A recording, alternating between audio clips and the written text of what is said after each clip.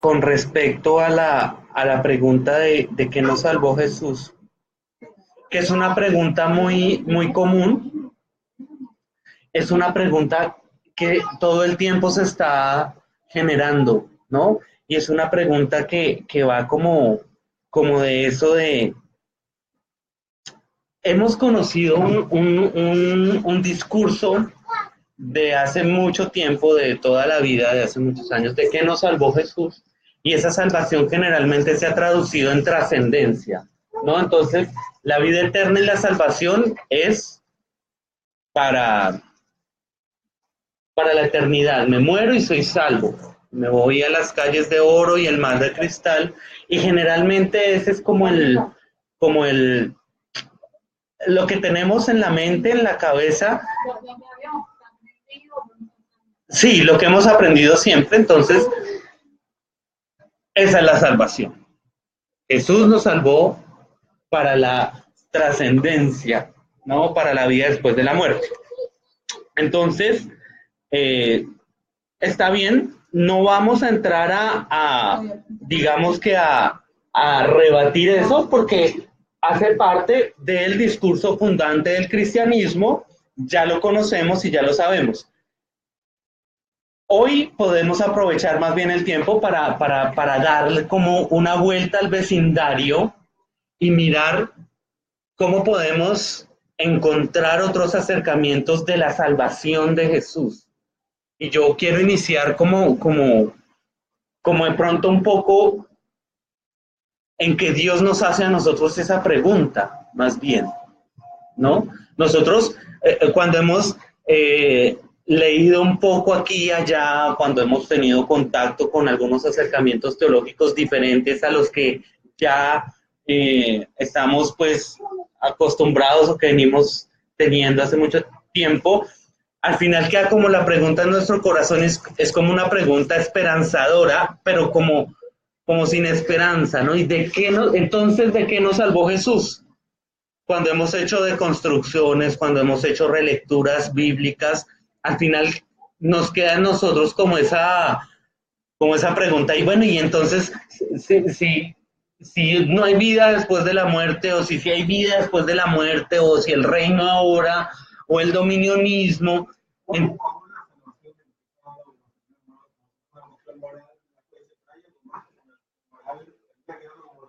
exacto, entonces siempre la pregunta que nos queda ahí es repito, con un poco de desesperanza, bueno, ¿y de qué nos salvó Jesús? Y uno en el fondo quiere saber, honestamente, ¿de qué me salva Jesús? ¿De qué me salvó? De la ira de Dios. Bueno, y ahí empezamos a divagar un poco, pero, ¿y si es Dios el que nos hace la pregunta? Si volteamos un poco, como decimos allá en Colombia, si volteamos la arepa, que quiere decir que se asó por este lado y entonces ahora la volteamos para que se dore por el otro. Y si Dios nos pregunta, ¿y de qué te salvó Jesús? ¿O de qué te salva Jesús? ¿O de qué necesitas que te salve Jesús? ¿No? Ahí está la pregunta. ¿De qué necesitas ser salvado? Y esa pregunta para ustedes y para mí en esta noche, ¿de qué necesitas ser salvado? ¿De qué necesitamos ser salvados? Y esa pregunta, imagínate, nos descubre y nos desnuda el alma, porque la respuesta puede ser cualquiera. Yo necesito que Dios nos salve de no clasificar al mundial. Yo necesito que Jesús me salve, que encuentre la hamburguesa que voy a buscar al restaurante esta noche. Yo necesito que Dios me salve de una enfermedad terminal. Yo necesito que Jesús me salve la economía, porque no tengo que comer hoy. Porque ya el cupo en la tarjeta de crédito se copó y no hay comida. Entonces necesito que Jesús me salve la economía. Necesito que Jesús me salve la culpa, porque acabo de acostarme con otra que no es mi esposa. Voy para la casa a encontrarme con mi esposa y como la miro a los ojos. No me quiero poner muy pastor pentecostal de la unción aquí.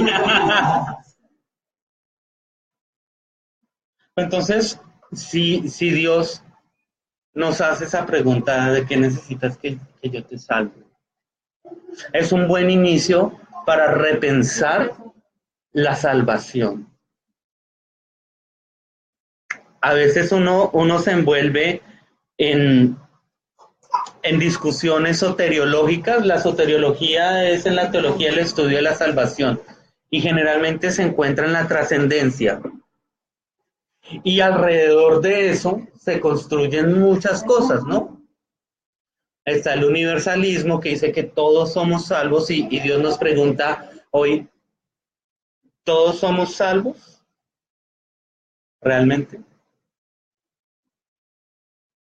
O unos predestinados, según el calvinismo, son salvos y entonces Dios nos dice, eh, algunos son salvos, tú eres salvo, puedes perder tu salvación y es un círculo vicioso porque vuelve otra vez a cerrarse el círculo entonces, ¿qué es esa salvación? ¿De qué me salva Jesús? Y para tener como una referencia ahí un poco, yo he encontrado más o menos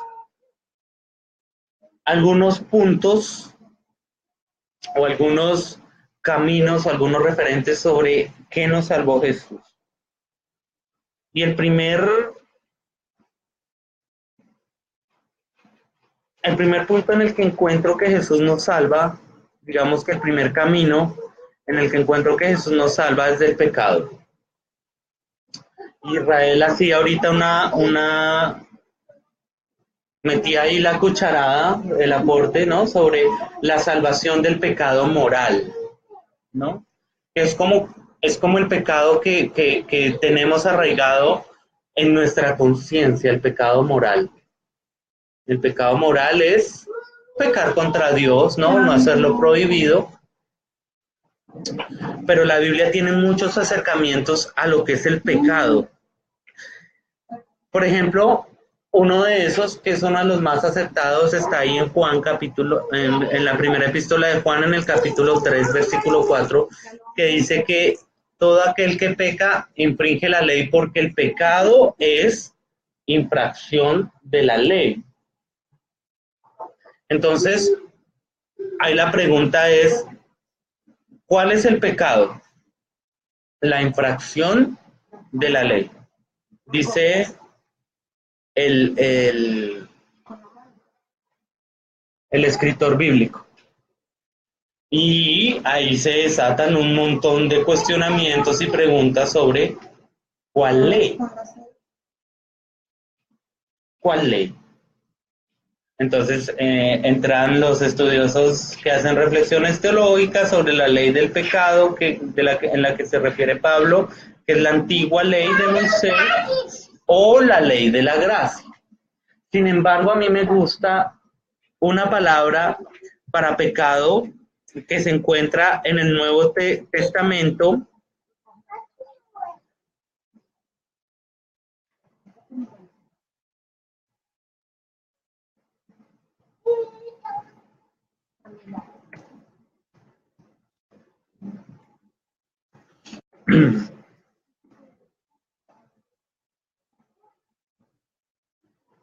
Que es una palabra griega, amartia, con H, que significa errar en el blanco. Entonces, ¿cómo Jesús me puede a mí salvar de errar en el blanco? ¿Qué es errar en el blanco? Errar en el blanco es apuntar y no dar, ¿no? Disparar y no dar. Y Jesús me salva de eso. Y yo, cuando miro a Jesús ahí alrededor de eso, encuentro un mandamiento y una ley. Por ejemplo, en Mateo capítulo 22, en el Evangelio, versículos 36 al 40, alguien le pregunta a Jesús, ¿cuál es el gran mandamiento? ¿Cuál es la ley? Es decir, ¿cuál es esa ley que eh, no debo violar según lo que nos acaba de decir la epístola de Juan, ¿no? Y Jesús responde, amar al Señor tu Dios con todo tu corazón, con toda tu alma y con toda tu mente. Este es el primero y grande mandamiento, y el segundo es semejante, amarás a tu prójimo como a ti mismo. Tiene una doble implicación, una condicionalidad, ¿no? En matemáticas lo veíamos.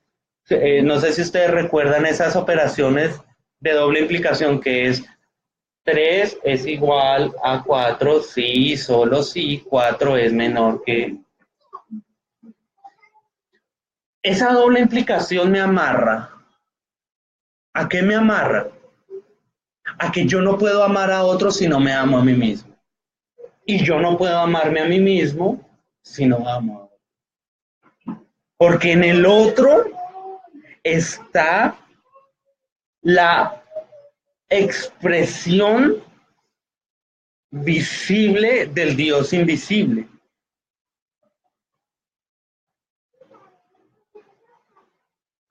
Estoy poniendo un poquito, digamos que, de, de, de un cimiento ya para ahora empezar a especular y ponernos un poco románticos con respecto a esto del pecado, si me lo permiten.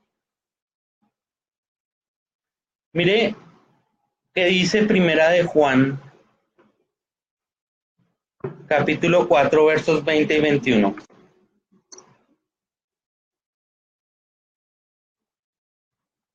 Estamos diciendo que Jesús nos salva del pecado. Si alguno dice, escribe el autor, yo amo a Dios y aborrece a su hermano, es mentiroso, pues el que no ama a su hermano, a quien ha visto, ¿cómo puede amar a Dios a quien no ha visto? Y nosotros tenemos este mandamiento de él: el que ama a Dios, ame también a su hermano. ¿Por qué traigo a colación estos textos que acabamos de hablar? Y la palabra en griego, amar. ¿Por qué? Porque tenemos una idea, y ayer lo hablamos un poquito con Rodrigo, espero que no, que se muerda la lengua y no me vaya a corregir acá, sobre el neoplatonismo desde el cual nos acercamos a las escrituras. Y es que tenemos una idea del amor a Dios de cierta manera mística, de cierta manera neoplatónica, si me lo permite Rodrigo. Tápenle la boca, por favor. En el que es un amor desde, entre comillas, la espiritualidad a un ser que no vemos, que no palpamos, pero que entre comillas sentimos, ¿no? Como el aire, sí, está el meme, ahora se estaban burlando de los memes, está el meme que dice a Dios no lo ves, pero lo sientes, ¿no? Así como el aire no lo ves, pero lo sientes. Bueno, estos son discursos que hemos escuchado durante muchos años, y desde esa lectura espiritualizada, con mucho respeto lo digo, de ese Dios, construimos nuestro concepto de pecado. Entonces estamos amando y obedeciendo a un Dios que no vemos, que está allí en algún lugar, que está en todo lugar y nos ve todo lo que hacemos, ¿no? Y hacen otros memes burlándose de eso, de que si el chico allá se está tocando, entonces ahí está Dios viéndolo, entonces convierten a Dios en un voyeur. Oh, oh. Y como Dios todo lo ve, entonces nos infunde un cierto temor moral de fallarle. Pero mire lo interesante del texto de la escritura, y es que no hay manera de amar a Dios o de obedecer a Dios si no es a través del hermano. O sea, pecamos contra Dios cuando pecamos contra el hermano.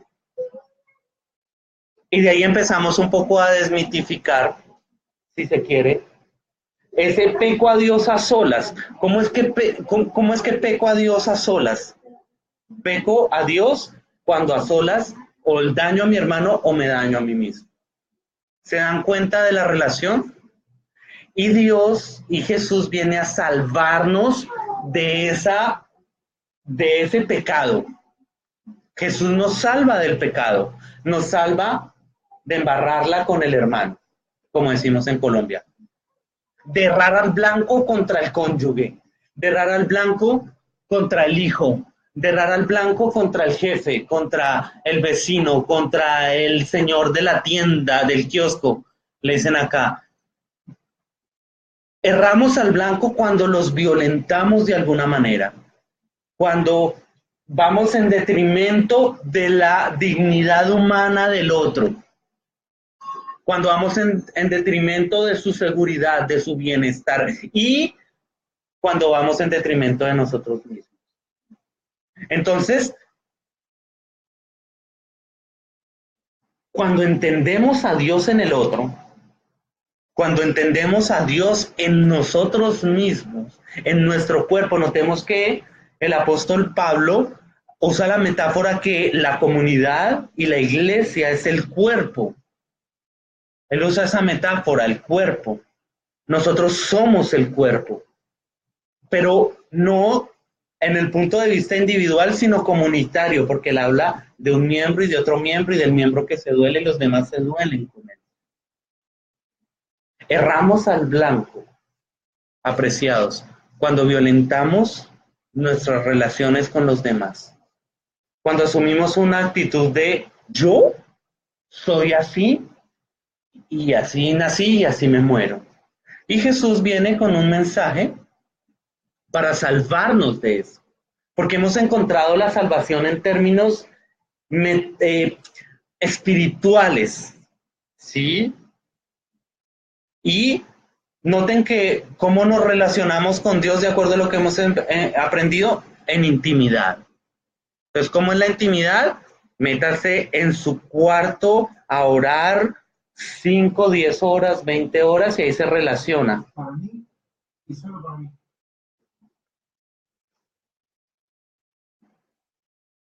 En el sentido de que es pura individualidad. Pensé que iba a decir algo más. Es conmigo y con nadie más. Exacto, entonces la intimidad es mi relación con Jesús desde el misticismo, desde el tiempo, y yo no estoy hablando mal en contra de la oración, ni estoy en contra de la oración, porque la oración es una expresión de fe que nos enseñó Jesús y que nos lleva a tener una comunión con Dios. La oración es un arma hermosísima y poderosa, pero la oración no es eficaz si no tiene una consecuencia en el otro y en mí mismo. Si no trasciende, si no se hace real, ¿no? Entonces, pecamos. El pecado real es ir en detrimento del otro. Cuando violentamos esta ley de Jesús de amar al otro como a mí mismo, ahí estoy pecando, estoy errando al blanco, porque le estoy haciendo daño. Entonces, ¿cómo Jesús me salva de eso?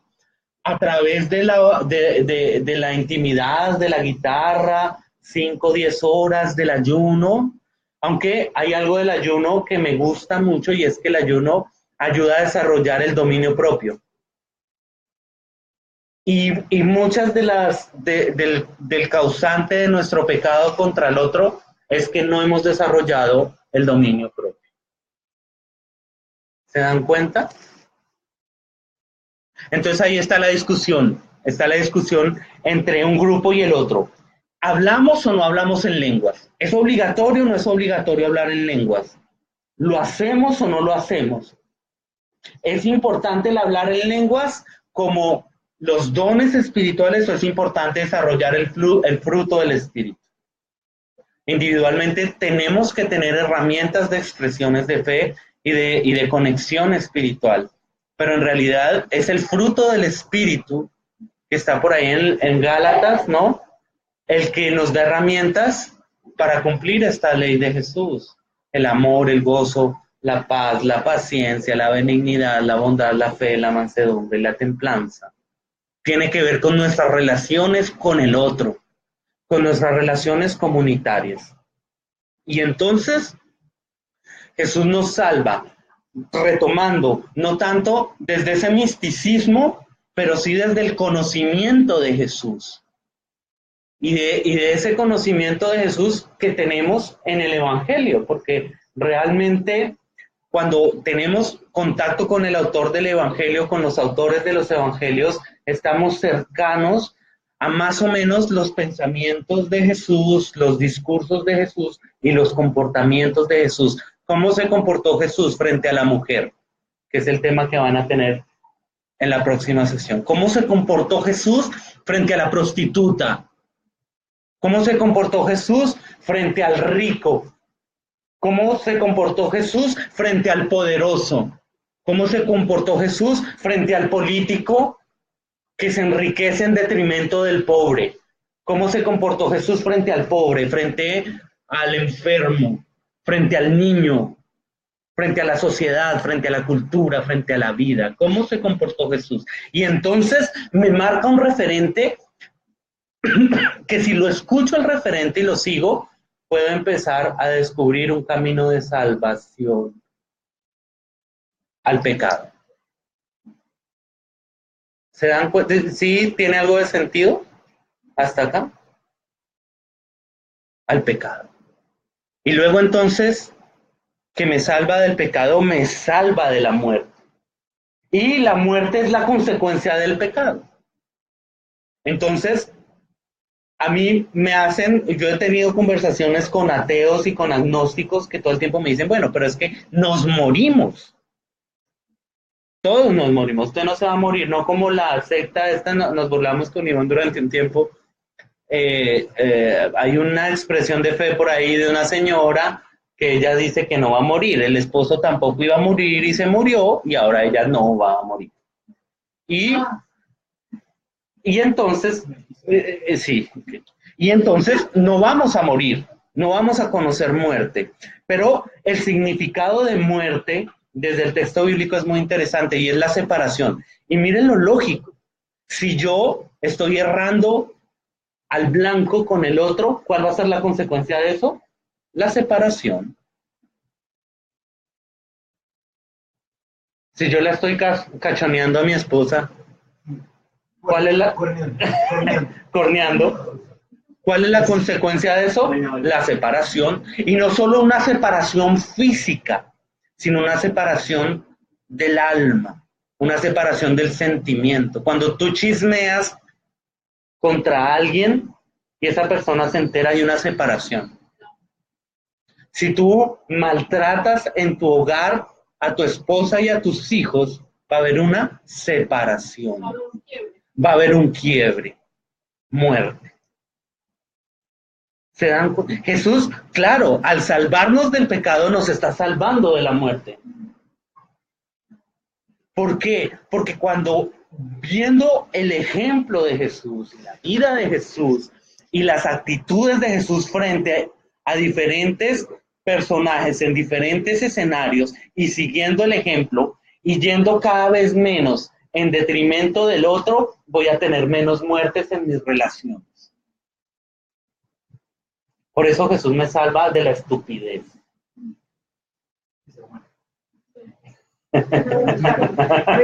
Para el Twitter. Pónganle comillas porque yo patenté esa frase.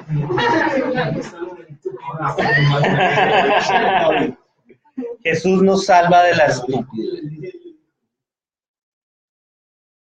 Y nos tiene que salvar de la estupidez. Por eso me gusta más bien hacerle la pregunta, o mejor asumir la pregunta de Dios hacia nosotros. ¿De qué te salvo? Porque hemos visto el mal como algo externo y a veces, muchas veces, el mal se nos viene como algo que no manejamos, como una variable que no está en nuestras manos. Pero muchas veces ese mal que nos viene lo hemos construido nosotros mismos desde el pecado y su subconsecuencia, la muerte. Llevamos muchos años siendo estúpidos, comportándonos como idiotas y esperando que Jesús nos salve de esas muertes, una, dos y tres veces muerte, cuando hubiésemos podido salvarnos de la muerte desde una instancia anterior. Ahora, si ya la hemos embarrado hasta acá, es muy posible que Jesús nos pueda salvar de la muerte, pero no de las muertes pasadas, sino de las muertes futuras. Pero vos decís que como muerte futura en relación también a los demás. Claro. No solamente la muerte natural. La muerte natural es inevitable, nos vamos a morir. ¿Quién de acá no se va a morir? Levante la mano para que me ore sanción. Justo la otra vez escuché hablar con dos filósofos que decían que ya dentro de 30 años, tipo, con el avance de la ciencia, me parece que lo malo va a venir eternamente. Seguramente eso no es la base de algoritmos que uno puede recrear un pensamiento matemáticamente. Seguramente se puede replicar. Para mí, la pregunta es que es para siempre. Claro. Pero hay gente que ya No, seguramente. Está planeando su vida. ¿Somos conciencia o somos conciencia más cuerpo? Hay un desvío Sí.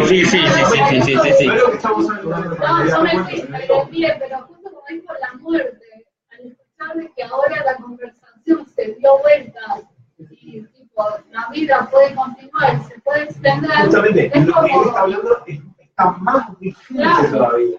Claro, yo tengo por ahí a un elemento, Santiago Fajardo Espitia o Espitia Fajardo, no recuerdo, y es experto en bioética. Y todas esas discusiones bioéticas hay que darlas, porque eso también nos prepara. ¿Recuerdan en el bloque pasado que estábamos hablando un poco sobre asumirnos? Que es uno de los grandes errores que hemos cometido desde la iglesia, el no asumirnos. Tenemos que asumir todas estas posiciones éticas que estamos planteando desde la biología y desde el intervencionismo médico y científico del ser humano hacia su futuro. Pues y que Jesús nos salva de eso.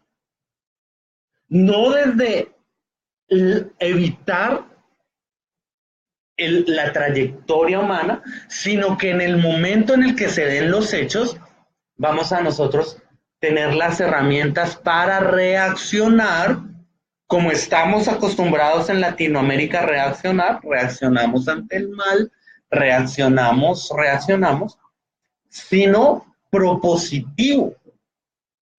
Jesús nos salva de un discurso reaccionario y nos da la herramienta de abrazar y de tener un discurso propositivo. De lo que nos decías hace un momento, de poder nosotros entonces prevenir, tomar el rumbo de nuestra vida, porque hicimos dos cosas. Primero, le dimos la rienda a Dios y a su soberanía, y por el otro lado, le dimos la rienda al diablo. Y nos desentendimos. Pero Jesús viene con un discurso en el que nos dice, tienes que tomar lo que es tuyo y ser responsable de tus actos. Tanto del bien como el mal están en tus manos. Decide el bien, haz el bien y no te canses de ello. Mejora el perfil. Gracias. Ahí hay unas personas que nos están siguiendo. Seguimos hablando un poco. Entonces, Jesús nos salva del pecado, Jesús nos salva de la muerte como consecuencia del pecado. Y hay muchas micro y macro salvaciones de Jesús.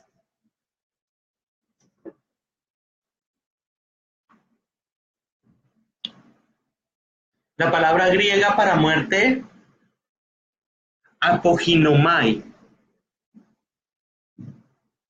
es la separación. Cuando erramos al blanco,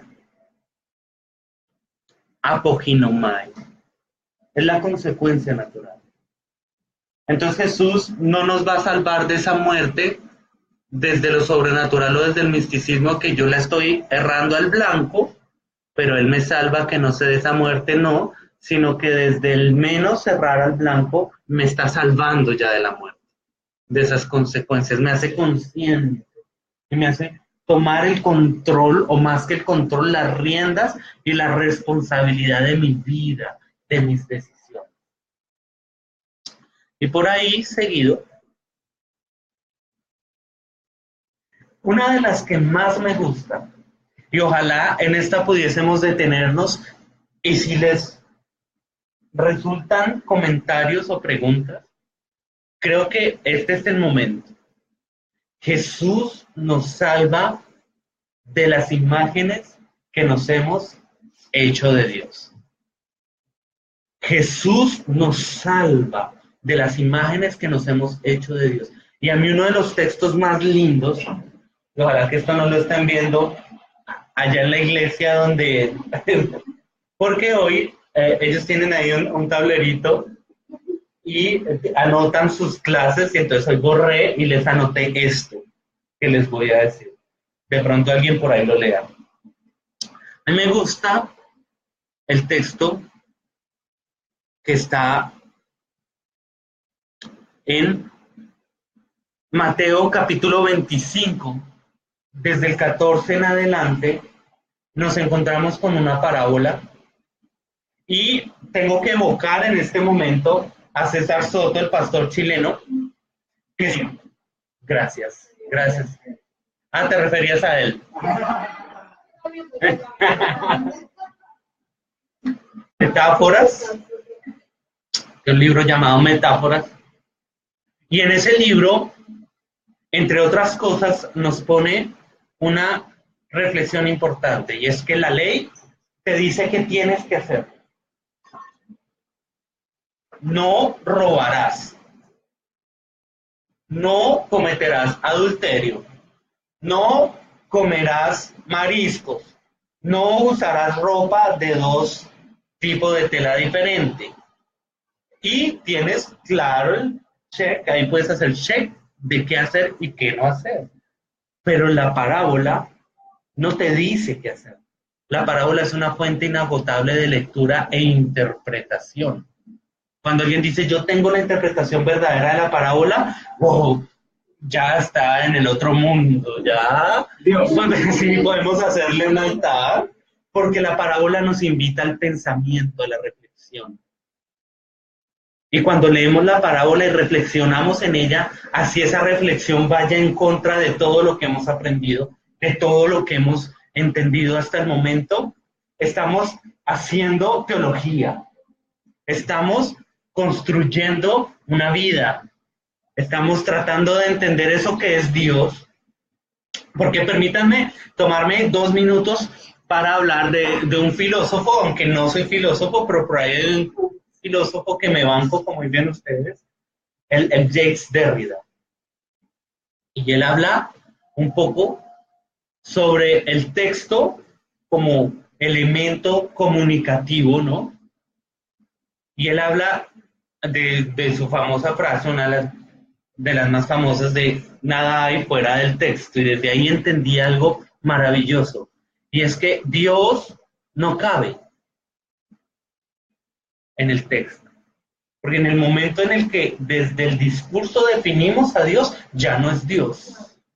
Dios se sale, es más alto que eso, es más grande, es inabarcable. ¿Cuántos dicen amén?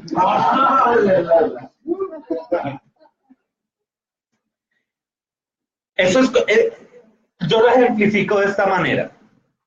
Cuando armamos una expedición a una isla virgen, no fotógrafas, de que ahí están, vamos a expedicionar a la isla virgen.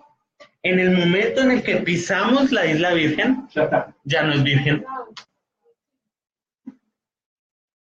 Así sucede con Dios. Nosotros con Dios es tan incomprehensible, tan grande, no cabe en el texto, que cuando tenemos acercamientos a Él no estamos hablando de Él.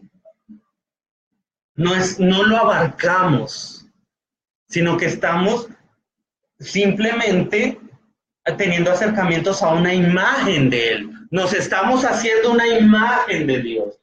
Y desde esta óptica o desde esta base, desde esta premisa, pregunto, ¿quiénes somos nosotros para criticarle las imágenes a los católicos?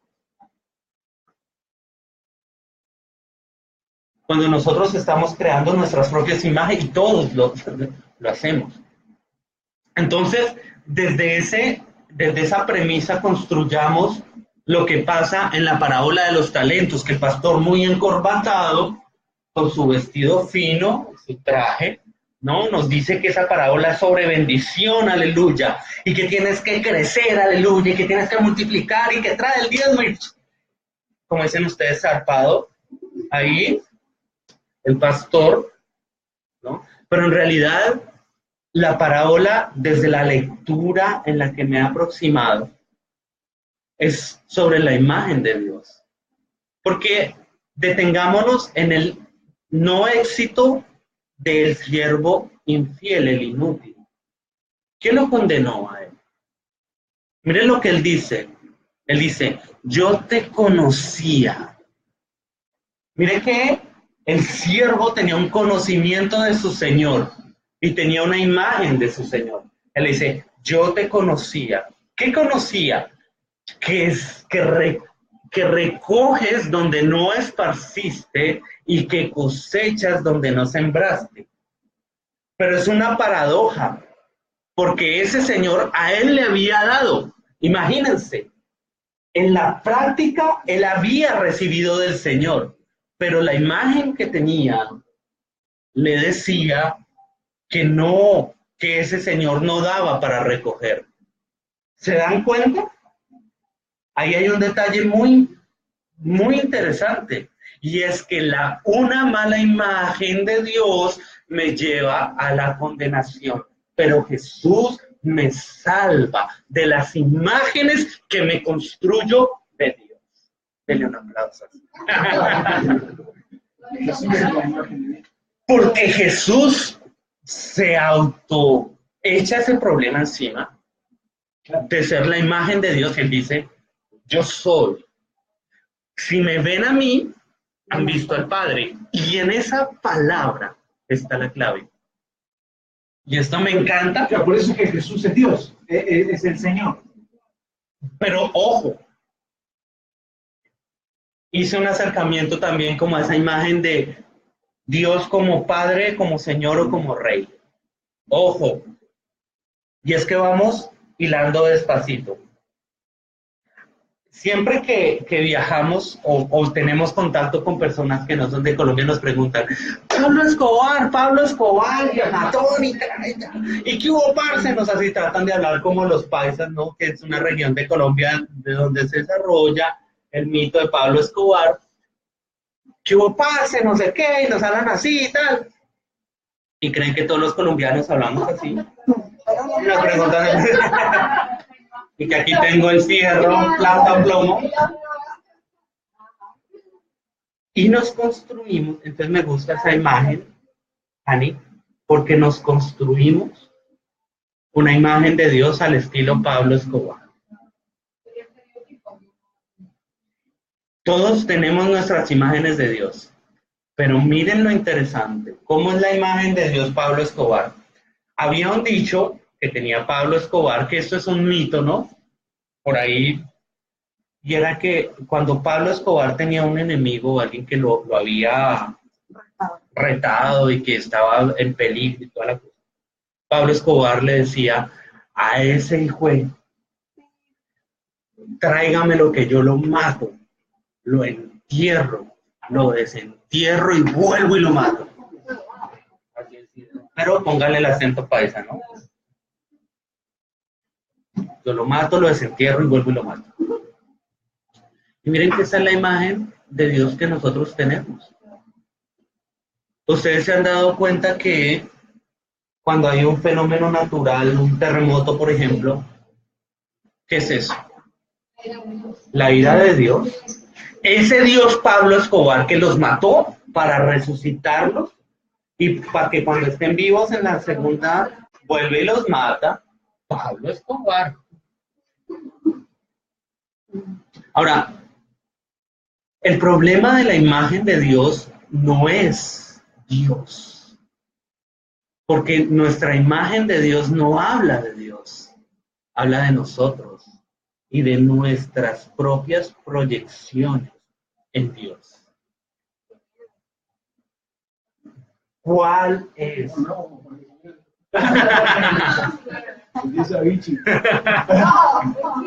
Y yo les pregunto y nos pregunto a esta hora, ¿cuál es la imagen que tenemos de Dios? ¿Cuál es la imagen que te has construido? Porque volviendo a Jesús, Jesús introduce una imagen que era totalmente desconocida en los tiempos bíblicos, porque a Dios se lo conoce como Señor, como Rey, como varón de guerra, no, varón de guerra es Jehová. Y esa imagen de Dios es que si tú entras, si somos sacerdote, entra al lugar santísimo con un poquito de pecado, es fulminado. Y todas esas imágenes que se presentan en las escrituras de Dios, que son construcciones de los autores también y de cómo el pueblo veía a Dios y se relacionaba a Dios desde esas imágenes, Jesús se atreve a introducir una imagen de Dios como Padre. Mire qué lindo. Padre. Nunca antes en la escritura Dios había sido papá. Repito, era guerrero, era proveedor, era Dios fuerte, era estrellemos a los bebés contra las peñas, era conquistemos la otra ciudad, matemos a grandes y a niños, pero papá. Y esa imagen de Jesús hace más de 2000 años como papá nos sirve todavía porque estamos en crisis de paternidades y de maternidades. Una sociedad sin padres y sin madres. Y Jesús vuelve y nos presenta esa imagen de Dios. Nos dice, Dios ahora es papá. Entonces cuando yo me envuelvo en ciertas discusiones, les voy a poner un ejemplo, un tema del cual no vamos a tocar ahora y no vamos a entrar en él, que es la expiación vicaria de Cristo, ¿no? Jesús muere para saldar una deuda del Padre. Este tipo de teologías y del Dios Pablo Escobar, no hay problema con Dios, porque Dios es omnisciente, omnipotente, Dios puede hacer lo que quiere, si Dios quiere resucitarnos 1000 y 10,000 veces nos puede, y matarnos 100,000 nos puede. ¿Saben cuál es el problema de todo eso? La imagen de ese Dios detrás de esas acciones.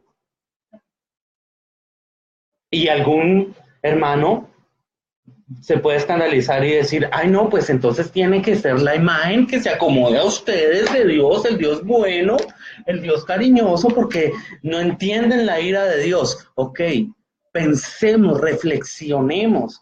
Cuando dice el texto que nosotros debemos amar a Dios con todo nuestro corazón y con nuestra alma y con nuestra mente, ahí está la mente, pensemos. Entonces la imagen de Dios tiene que ser esa imagen que va totalmente contraria contra la imagen que mostró Jesús de papá. O sea, los que somos papás seríamos capaces de matar a nosotros. O sea, es decir, anacrónico. Claro, en los tiempos antiguos tenían que hacerlo, porque si o matabas o morías. Por eso las Claro, guerras. era un contexto cultural, más que literalmente agarrar eso y decir, bueno. Y esta salvación, gracias a Ani, nos sirve a todos y es práctica porque es una salvación que nos permite entender. Hay un amigo teólogo, Alvin Góngora, en Bogotá, que siempre me está recomendando y me dice, acuérdate, revisar, Alvin Góngora, acuérdate, revisar los relatos fundantes. Siempre ve al relato fundante, al discurso fundante. Ahí está el reto. Entonces, el problema no es que Dios pueda o no pueda matar 1.000 o 10.000 o 100.000 o 1.000.000. El problema no es que Dios pueda, por delitos menor, enviarte a pena de muerte. ¿De aquí cuántos se bancan la pena de muerte?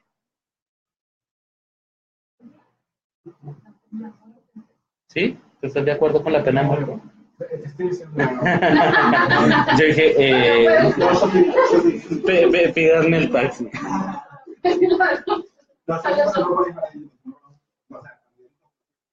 Digamos, un asesino en serie que te mató gente inocente y niños, te violó. Una persona para que hacer pasa por el auto, no sé si. Tampoco me parece que tenerlo encerrado toda una vida, tampoco me parece la. Por ejemplo, un placer, el placer que va, ¿cómo? Que le causa dolor al otro. Un pedófilo. Un pedófilo, ok. ¿Cierto? Asociamos la muerte, la pena de muerte a delitos grandes.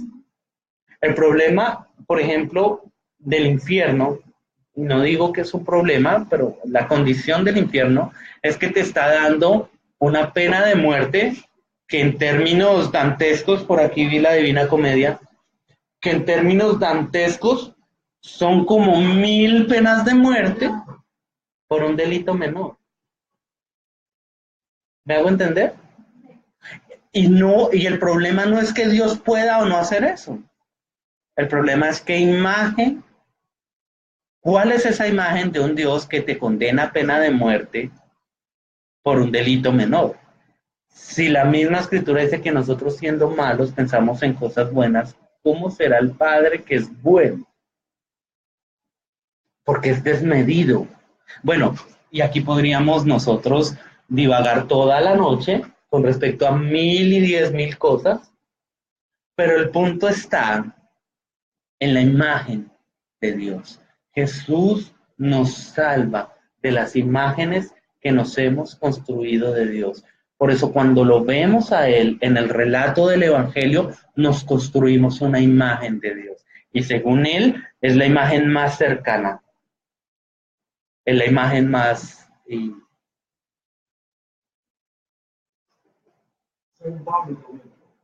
según Pablo también. La imagen de Dios mismo. Entonces, ¿qué imagen? Miren que todo esto nos lleva a la reflexión, ¿no? A la ley no nos hacía reflexionar, nos decía qué hacer. Pero ahora en Jesús, que nos salvó de la ley, o sea, del no pensar, de ser idiotas, ¿no? Que siguen, porque sí, una ley, porque Dios es así, punto, nos llama a la reflexión, a que todas las decisiones que tomemos pasen por el filtro de esa reflexión. Nos lleva a asumirnos, a responsabilizarnos y actuar en consecuencia a esa responsabilidad y ese empoderamiento que viene de Él. A ver, ¿de qué más nos salva Jesús? Y bueno, ahí hay unos ejemplos lindos. Por ejemplo, mire, David. ¿Cuál, trivia bíblica, cuál fue el proyecto más ambicioso del rey David? Señor, dígalo duro. Reciba un aplauso. El proyecto más ambicioso y la razón de vida del rey fue ¿qué? Construir el templo, hacer casa para Dios. Y Dios le dice que no. ¿Por qué? Porque es asesino. Ahí está en Primera de Crónicas 22, del 6 en adelante, le dice, no vas a construir casa a Dios, porque tus manos están untadas de sangre. La misma Biblia y los mismos relatos están criticando. Miren esto. Cuando hablamos de la expiación, ¿cómo es eso? Nosotros encontramos, les hago un repaso rápido aquí. Claro, ¿cómo te pensar? Para poner en contexto, en términos conceptuales, históricamente, desde el medioevo, desde el 1500, desde la Reforma, se cree que Dios nos salva de la ira de Dios. Sí, es un poco complejo. Entonces, la idea es, Dios nos salva de sí mismo. Ahí es donde está queriendo ir. O sea, ¿cómo puede ser que Dios nos salve de sí mismo si David lo frena de construir la casa de Dios porque tiene las manos santas? ¿Cómo funciona esto? Les voy a hacer una pregunta. ¿Terminaste? Perdóname. Sí. Oh, sorry. Oh, Estaba haciendo el preámbulo. Estaba la para que no se sienta que hay ahí como un vacío, porque no nos bancamos el silencio. ¿Cómo es eso que Dios ordena hacer holocaustos y después dice que no quiere hacer holocaustos? Que no quiere holocaustos. Los voy a mandar por un paseo bíblico aquí en un minuto. Primero, paseíto. Levítico 1. Levítico 1. El Señor llamó a Moisés desde la tienda de reunión y le dijo, vas a preparar ofrenda de holocausto, pondrá su mano sobre la cabeza del holocausto, le será aceptado, lo degollará, le derramará la sangre, le quitará la grasa, lo pondrá, lo presentará, un asadito. Pero en Primera de Samuel, el sacerdote, que también es profeta, Samuel, se cuestiona, diciendo, se complace Jehová tanto en los holocaustos y las víctimas como en que se obedezca su palabra. O sea, ya se está cuestionando los holocaustos. Y él está diciendo, ¿se complace? ¿De verdad? ¿Le gusta? Pero eso es una palabra de hombre, no es la palabra del Señor. Lo que había dicho el Señor en Levítico.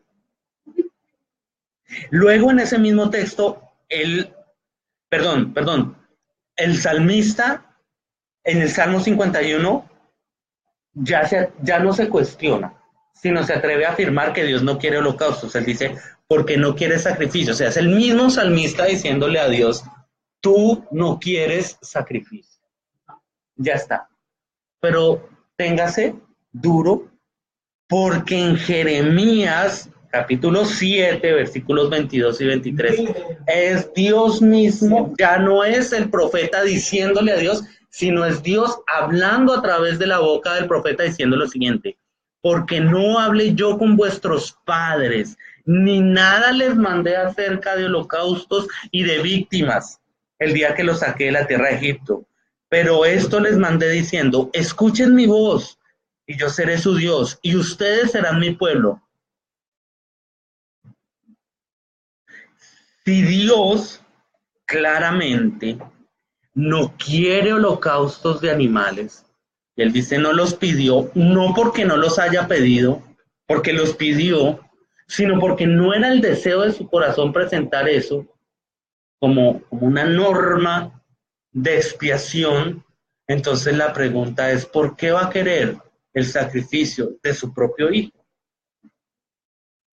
El secreto y el detalle siempre nos lleva a lo mismo, la imagen que tenemos de Dios, la cual no necesariamente refleja a Dios, sino que nos refleja a nosotros mismos. Entonces, ¿para quién es el sacrificio? ¿Para Dios o para nosotros? Porque con el sacrificio yo limpio, ¿no? Me desafo, me tranquilizo. Claro, total fue Dios. Y fue Dios es que usted me mandó, ¿no? Pero Jesús nos trae la imagen de Dios como papá dice, sí, sí, todo eso, guerrero y todo eso, sí, pero papá. Y entonces nos pone en nuestras manos la responsabilidad de lo que vamos a hacer. ¿Te parece, David? Sí. Empezamos a correlativizar entre nuestras experiencias personales y el texto bíblico de su interpretación del texto bíblico. ¿Cómo así? En el sentido de, por ejemplo, preguntarnos cada uno qué es lo que nos han dicho de lo que nos salva a Jesús. Cosas que hemos tocado, que vos tocaste ya en tu exposición, pero ya de lo más personal. Por ejemplo, ¿de qué me salva Jesús? De el infierno. Sí. Personalmente, como para empezar. Por ejemplo, tal vez Kevin tiene otra idea de qué me salva Jesús en el sentido de mi familia, Israel, Siani, Cami. Todos tenemos una idea de Dios, Jesús me salva de tal cosa. Pero en mi caso personal, por ejemplo, Jesús me salva de en el infierno. Sí. En términos prácticos, no porque podemos empezar a hablar y hablar, pero en términos prácticos, si yo te digo, Jesús me salva del infierno, ¿vos qué me dices? Si tú me dices que Jesús te salva del infierno, ¿yo qué te digo? Te propongo que hagamos una pausa en la pregunta, la anotes con mucho cuidado en el papelito, terminamos la exposición y hacemos una ronda de preguntas. Porque ya los televidentes se están aburriendo, ¿no? Aprovecho para enviar un saludo para todos. Yo me estoy arriesgando acá con esta transmisión porque habíamos llegado a un acuerdo con mi esposa y es que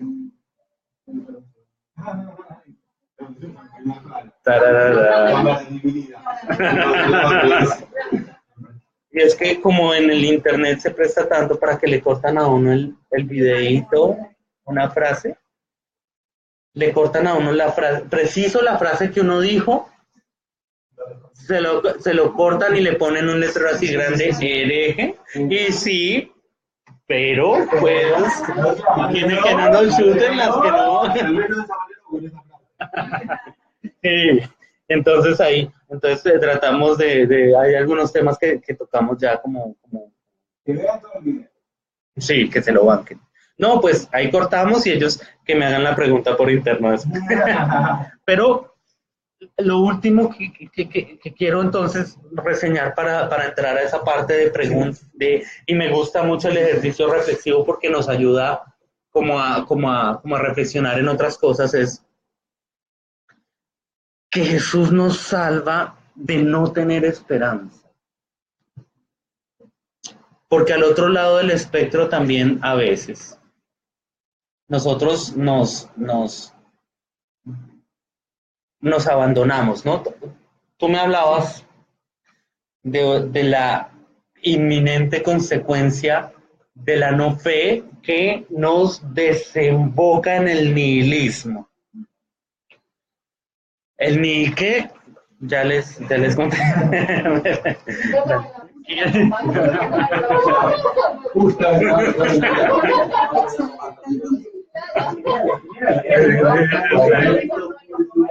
Zarpado.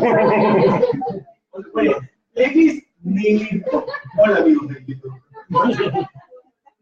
X nihilismo. X Nietzsche. Y entonces nos quedamos como ya, no hay nada, se acabó. Entonces, como no hay vida después de la muerte, o como ya nos asumimos que regresamos a la nada, entonces no hay Dios, nos desbocamos al ateísmo, al agnosticismo, que es un camino también respetable. Quien llega a una conclusión de estas después de caminar en la fe, puede que lo compartamos o no, pero debemos, dentro de este plan de salvación, poderlo también entender, así no lo compartamos, entenderlo, y que sea parte de la salvación de Jesús, ¿no? Amar al ateo, al abortista, al homosexual, al no homosexual, al heterosexual, amar al nerdo, al ñoño, ¿sí? Amar al religioso, ¿no? De eso nos salva Jesús, de no amarlos y de no tener una esperanza. Pero ojo, la esperanza en el lugar que tiene la esperanza. No poner la esperanza en el lugar del dogma. Y hay una gran diferencia. Una cosa es la esperanza. Si yo digo, yo creo que ahora va a llover, que resulta ser un chiste local en estos días acá. Yo creo que ahora va a llover, no significa yo sé que va a llover. ¿Sí? Y es... Ay, pensé que era Camilo. Y esto tiene que ver con la fe. Miren lo lindo de la fe.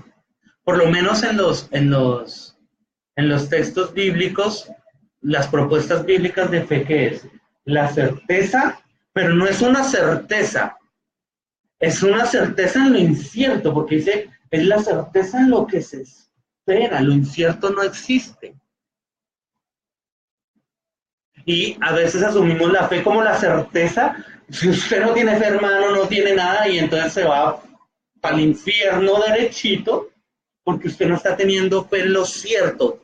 No, es que la fe es la fe viene de la palabra griega pistis, que significa confianza. Es una confianza en lo que no existe, en lo que nunca vamos a poder comprobar, en lo que nunca vamos a poder saber. La fe está al otro lado del espectro del saber, de la ciencia, del conocimiento. Y lo lindo de la fe es eso. La fe es la certeza de lo que se espera, es la convicción de lo que no se ve. O sea, la fe es lo incierto. Lo incierto. El problema es que hemos hecho de la fe algo cierto desde lo incierto, pero es un oxímoron, porque no se puede. Y queremos probar a Dios. Por eso hablábamos, no sé si fue, no me acuerdo si fue contigo o con quién. No es por desprestigiar ni darme las de importante, pero con alguien hablé que finalmente la apologética en muchos círculos religiosos, cristianos teológicos, pues ya se tiene que revisar, porque es que no vas a poder probar a Dios. Porque si probamos a Dios, si lo comprobamos, si traemos a Dios en el conocimiento, ya no desde la filosofía, sino desde la ciencia del conocimiento, si lo traemos a Dios acá, ya quitamos la fe, porque ya tenemos el conocimiento. Y mira que la misma Escritura nos dice que la fe es el camino para acercarnos a Dios, no la certeza, la fe. O sea, no lo cierto, es la fe. Y sin esa fe es imposible agradar a Dios. Es como si Dios estuviera contento y feliz que no fuera algo cierto y nosotros acá desde la fe nos acerquemos a Él. Lo mismo pasa con la esperanza. Hoy permanecen tres cosas: la fe, la esperanza y el amor. Y dice que el mayor de ellos es el amor, pero la esperanza tiene ese componente de incierto. Jesús nos salva de no tener una esperanza, pero también nos salva de dogmatizar la esperanza, de hacerla algo cierto cuando no lo es, cuando pertenece al campo de la fe. Y eso entonces nos lleva a desarrollar pistis como la confianza. ¡Qué lindo! Darle el nombre y el lugar que tiene cada cosa. Y eso entonces nos hace llegar a la madurez. Y nos hace entender las esperanzas, la diversidad de esperanzas y la diversidad de expresiones de fe y la diversidad de imágenes de Dios y la diversidad de expresiones de fe y de cultos dentro de la multiforme gracia de Dios. Jesús nos salva. Voy a pedirle a mi esposa que pase el cofrecito de la ofrenda. Para los que nos acompañan en internet pueden hacerlo en PayPal. Ahí está Inés, ahí está el PayPal y pueden hacer sus donaciones. Entonces yo creo que hasta ahí podemos dejar la reflexión. Vamos a preguntar. Sí, como un acercamiento inicial a qué nos salvó Jesús. Pero vuelvo al inicio. No es esto de lo que nos salvó Jesús. Es Dios preguntándonos, ¿y a ti de qué te salvó Jesús? ¿De qué te salvó? Y esa construcción la hacemos, nos puso el tiempo aquí el pastor a 50 años y 100 años. Ojalá lo alcancemos. Yo sí quiero ver esa tierra prometida. Y quiero aprovechar para enviar un saludo a todos los que estaban ahí conectados. Ahí están. Gracias, saluden. Saluden. Estamos ahí